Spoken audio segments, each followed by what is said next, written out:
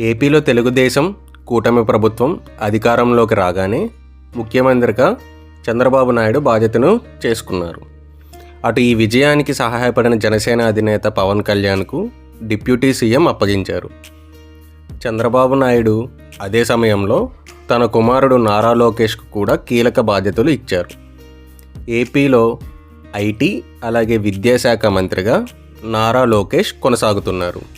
అయితే ఈ రెండు శాఖల్లో దూకుడుగా పనిచేస్తున్నారు నారా లోకేష్. ఇప్పుడు ఆయనకి బంపర్ ఆఫర్ తగినట్లు వార్తలు వస్తున్నాయి. అతి త్వరలోనే మోడీ ప్రభుత్వంలో నారా లోకేష్కు కీలక పదవి రాబోతుందని చర్చ జరుగుతుంది. బుధవారం రోజున ఢిల్లీ నుంచి నారా లోకేష్కు ఫోన్ వచ్చింది. అది కూడా కేంద్ర ప్రభుత్వం నుంచి. దీంతో హుటాహుటీగా ఢిల్లీకి ప్రయాణం ప్రారంభించారు నారా లోకేష్.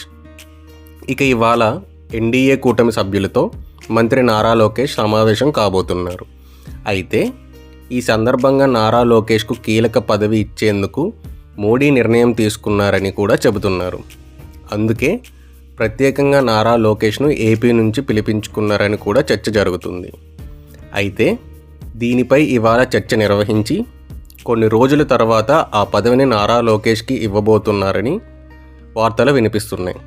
మొట్టమొదటగా నారా లోకేష్ను రమ్మని ఆయన అభిప్రాయాలను తెలుసుకునేందుకు బీజేపీ ప్రయత్నాలు చేస్తుందని సమాచారం. ఇంతేకాకుండా కేంద్రంలో మూడోసారి ప్రధాని మోడీ రావడంతో చంద్రబాబు నాయుడుకు కీలక పాత్ర పోషించారు. అయితే ఏ క్షణమైనా చంద్రబాబు పక్కకి జరిగితే ప్రభుత్వం కోల్పోయే అవకాశం ఉంది. అందుకే చంద్రబాబు పార్టీ నేతలకు చాలా ప్రాధాన్యత ఇస్తుంది మోడీ ప్రభుత్వం.